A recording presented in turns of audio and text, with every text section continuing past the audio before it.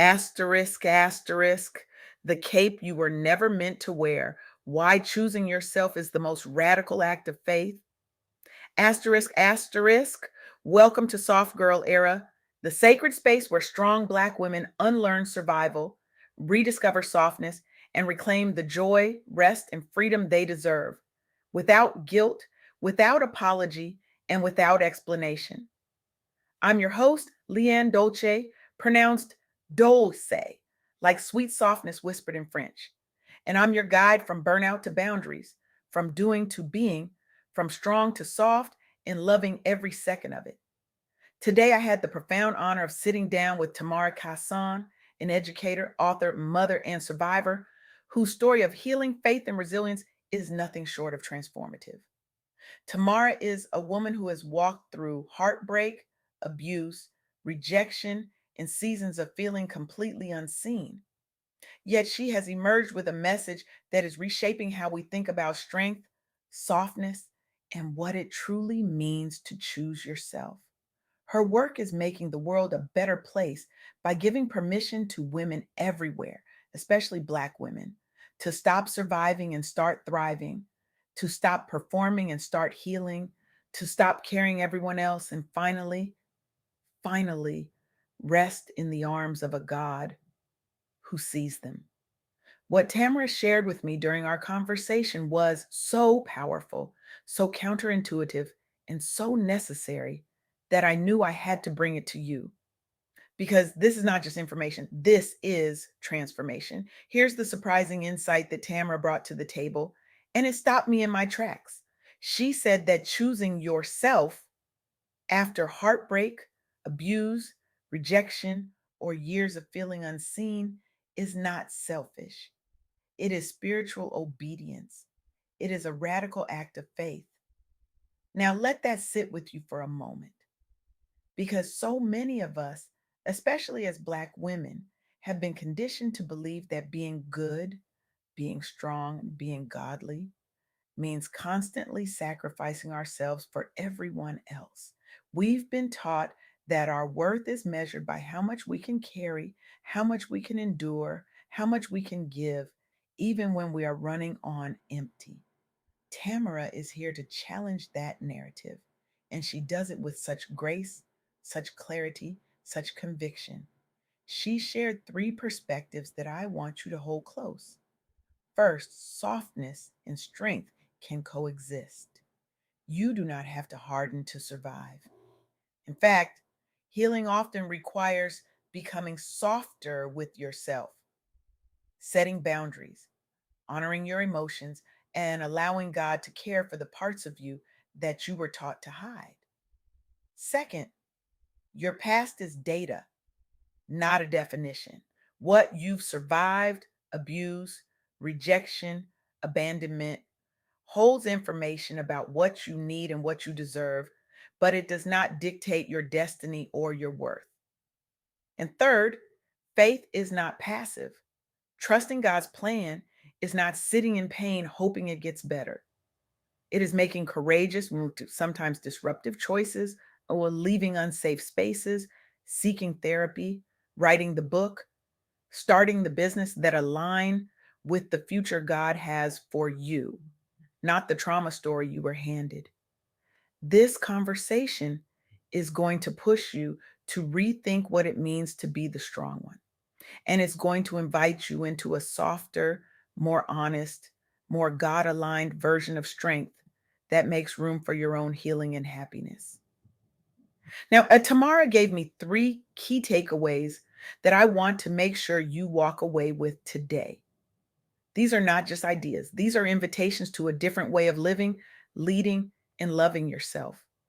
The first takeaway is this: your softness is not a liability, it is a leadership strategy. In business and in your career, you do not have to show up as a hardened, emotionless version of yourself to be respected. Your empathy, your intuition, your emotional intelligence, these are strategic advantages that help you build trust, lead teams, serve clients, and create brands rooted in authenticity. Healing makes you a better decision maker, not a weaker one. Think about that. The world has told us that to lead, we must be tough, unshakable, impenetrable.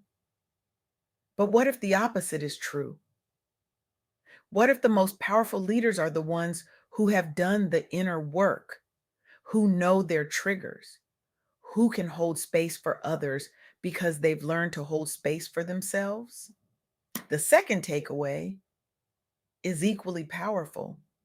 Choosing yourself is the most profitable decision you will ever make. When you prioritize your healing through therapy, boundaries, rest, and spiritual growth, you stop leaking energy into relationships, jobs, or partnerships that are misaligned. That frees you to pursue aligned opportunities, create healthier businesses, and say yes only where your soul and strategy both agree. Over time, that choice shows up as clearer vision, more sustainable success, and a legacy that isn't built on burnout. I want you to hear that again.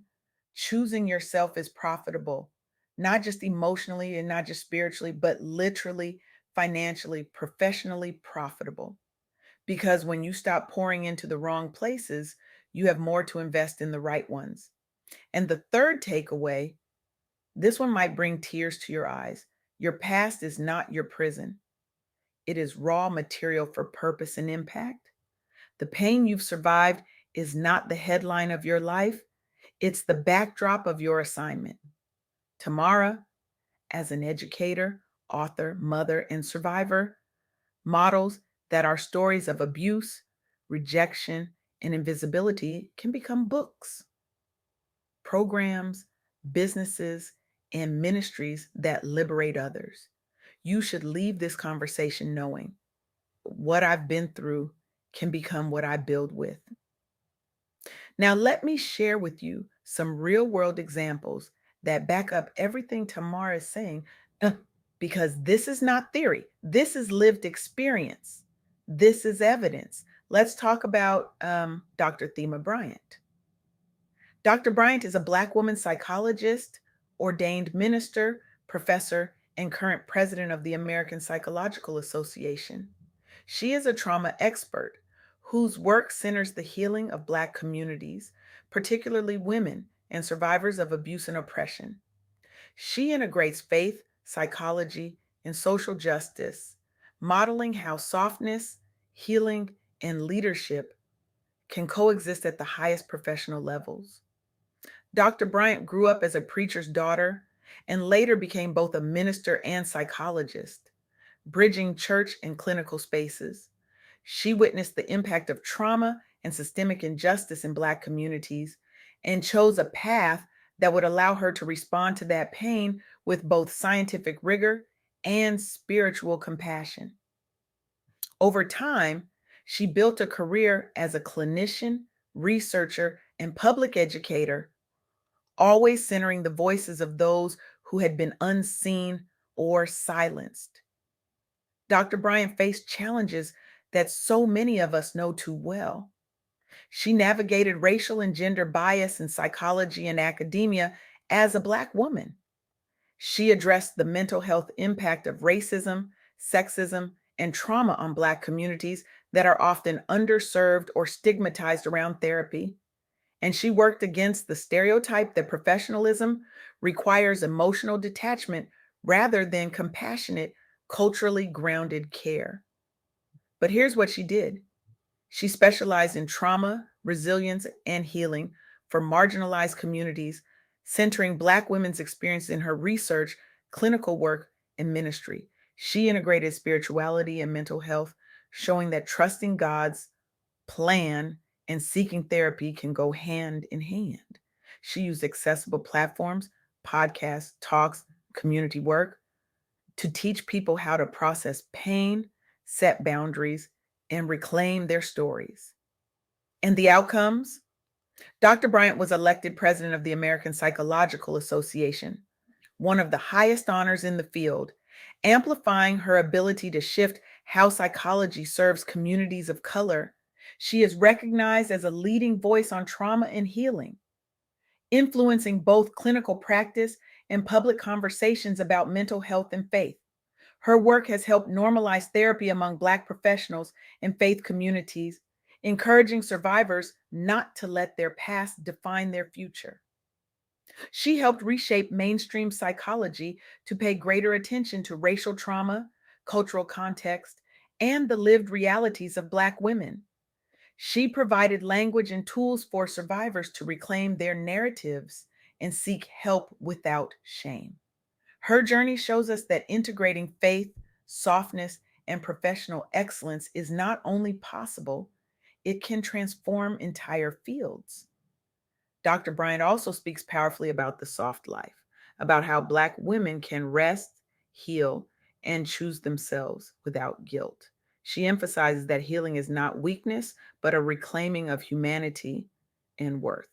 Black women often carry expectations to be endlessly strong, self sacrificing, and emotionally numb to survive in workplaces, relationships, and entrepreneurship.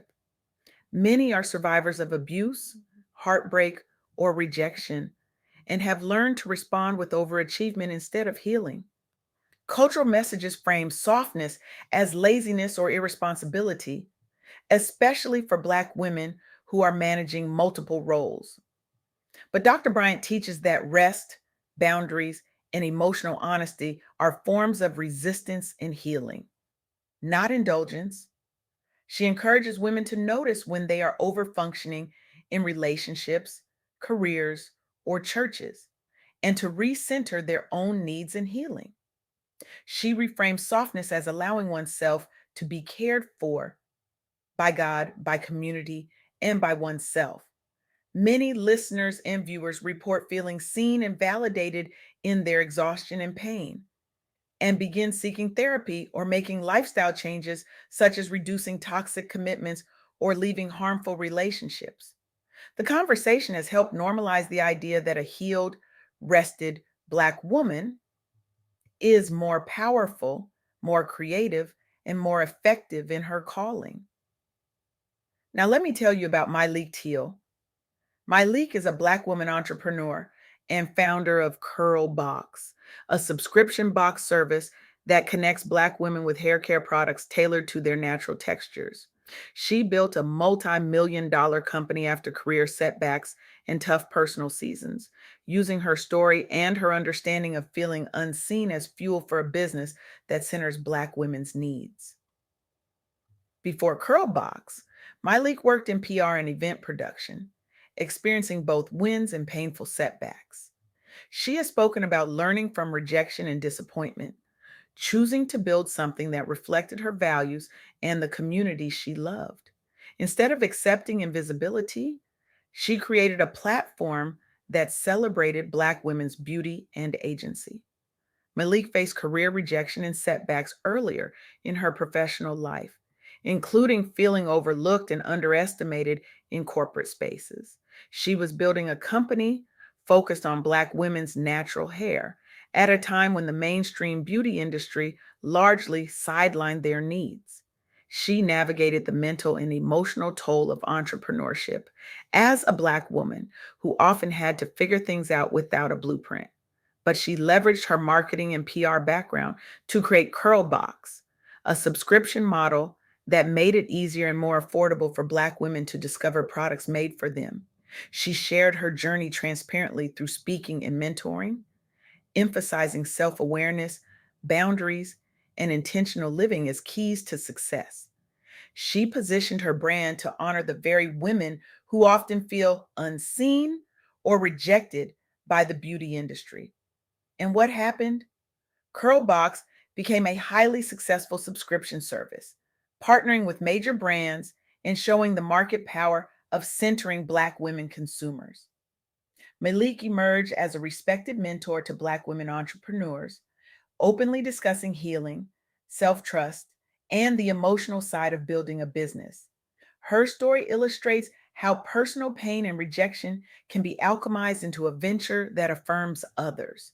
She demonstrated the economic and cultural power of centering Black women's needs in product development and branding. She inspired countless Black women to launch their own businesses rooted in their lived experiences and the communities they care about. Her journey affirms Tamara's message that our past rejection and seasons of feeling unseen can fuel purpose driven, profitable ventures. So, what does all of this mean for you? It means that the cape you've been wearing, the one that says you have to be strong for everyone, the one that says your pain doesn't matter, the one that says rest is selfish, you can take it off. It means that the softness you've been afraid to show, the boundaries you've been afraid to set, the healing you've been putting off, these are not luxuries. They are necessities. They are spiritual assignments. They are the foundation of the life, the business, the legacy God is calling you to build. Tamara Cason's message is clear. Choosing yourself after heartbreak, abuse, rejection, or years of feeling unseen is not selfish. It is spiritual obedience. It is a radical act of faith. And it is the most profitable, most powerful, most purpose filled decision you will ever make. So here's what I need you to do. I need you to stop waiting for permission. I need you to stop believing that your healing can wait until everyone else is okay. I need you to stop thinking that rest is something you earn after you've given everything away. Right now, in this moment, I want you to ask yourself, where in my life have I been choosing survival over healing? Where have I been performing strength instead of experiencing softness? Where have I been saying yes when my soul is screaming no? And then I need you to choose one courageous step, just one. It might be scheduling that therapy session you've been putting off. It might be having that hard conversation you've been avoiding. It might be setting a boundary at work that protects your peace. It might be walking away from a toxic relationship that has been draining your life force. It might be finally starting the book, the podcast, the business God has put on your heart. Whatever it is, choose it, commit to it, do it this week, because your past does not get the final say. Your trauma does not get to write the ending. Your rejection does not get to define your destiny. Your next decision does. So take off the cape, step into your softness, choose yourself with the same fierce love you've been giving everyone else, and watch what God does with the woman who finally believes she is worth healing.